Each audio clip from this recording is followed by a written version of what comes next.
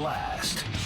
We are witnessing a stunning contrast between two of our major professional sports franchises. The Cardinals are underwhelming and underachieving and extremely disappointing, while the Suns are on pace for 48 victories, blowing us away with their competitive spirit and their smash-mouth mentality. In other words, our basketball team is doing what our football team was supposed to do, and our football team is losing the way our basketball team was supposed to lose. Now comes a defining stretch of schedule for the Suns, 6 games against elite competition at a time when word is out on the brazen round ball revolution in Phoenix, including a game against Anthony Edwards and the Timberwolves, whom the Suns shocked and embarrassed in their last meeting. This represents the next horizon for these Suns, dealing with teams that aren't yet motivated or playing as hard as the Suns are because they don't have to, and dealing with teams that might have a score to settle. Now, I've heard some local fans hope the Suns can go 3-3 or 2-4 in their next 6 games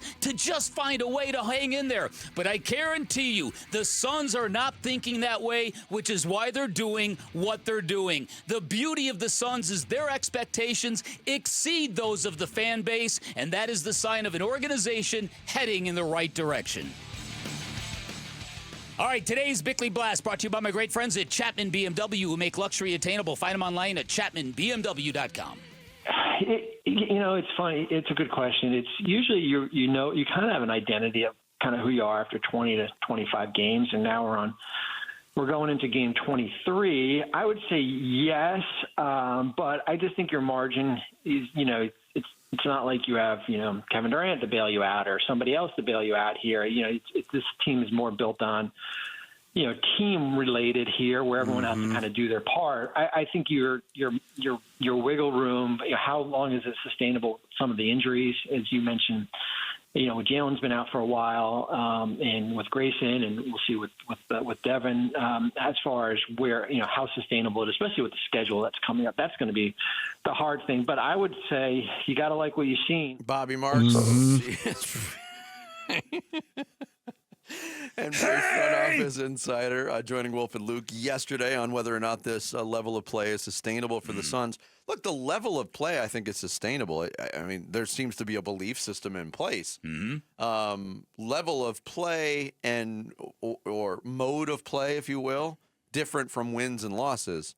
The word is out on the Phoenix Suns. Their surprise level when they show up and they play with their hair on fire for 48 minutes and they surprise a team, that gets around pretty quick. Yep. So that's not something that you can rely on. I think what they did to the Lakers was so visceral, and it happened on a national, quote-unquote, television game, that, a lot of people who didn't know about the Suns now know about the Suns. In fact, we got sent a pretty funny TikTok reaction video. And a lot of it's performative, I get it, but it was a Lakers fan watching Collin Gillespie just light them up for 8 3-pointers.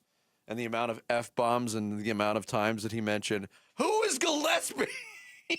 When did he turn into Steph Curry? Yeah, where did this guy come from? That kind of stuff gets reaction. So, look, the Rockets have already seen them. The Timberwolves have already been shocked by them. The Thunder have already seen them and nearly lost to them. So these next 3 games in particular, I don't think you're going to have that sneak-up factor, but I don't think the Suns care. And I don't think with all due respect to Devin Booker, I don't think that they care that he's out. No, I don't think so either. I think that is exactly what we're talking about. I think that as of right now, I think Suns fans are all waiting for a shoe to drop, for a hammer to hit us all over the head. That may be true, and it might be a very fair way to think about a team that you had such low expectations for. But, again, that's not the way this group thinks. This group does not go into games thinking they're underdogs. They think that they're going in for blood. They're going in for the kill. It's very evident in the way they play. But Sammy and I were talking about this on the golf course yesterday.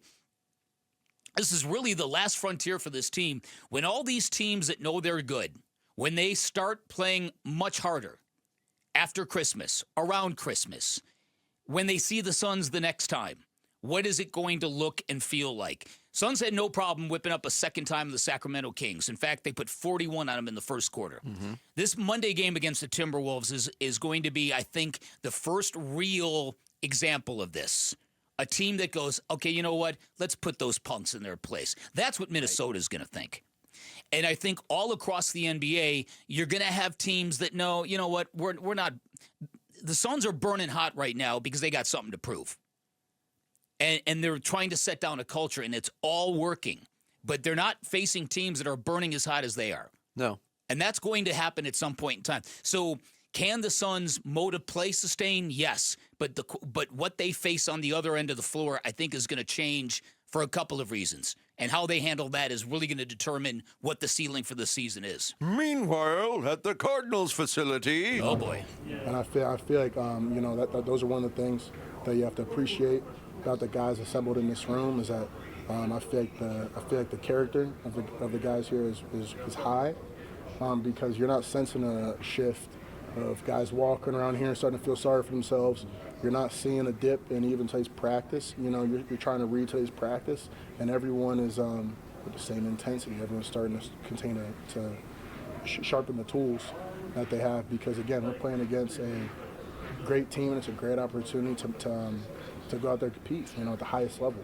We still have guys at the highest level here. It's not like they're in the NFL and we're not. You know what I mean? I think that's the mentality we all share is that they still got to see us regardless.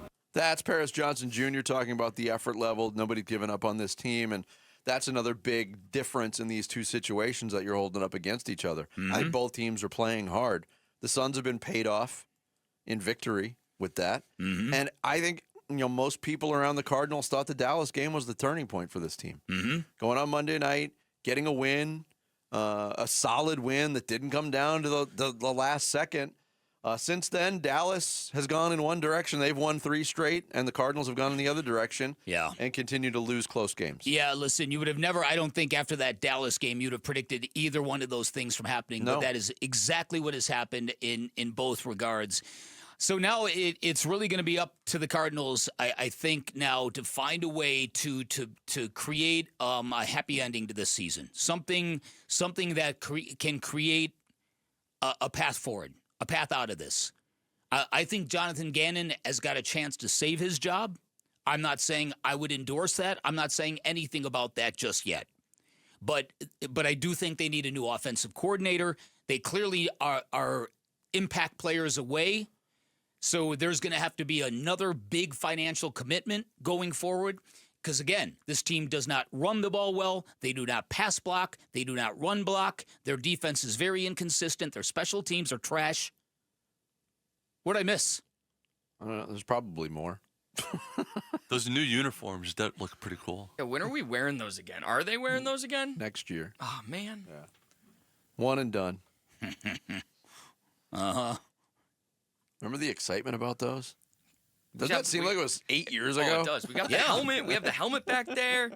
We were stoked, and then Thursday night the game happened. Yeah, it's an interesting time in Valley sports right now. No doubt. Thanks for watching Bickley and Marotta. Click to see the latest Bickley Blast and hit the button in the middle to subscribe to Arizona Sports.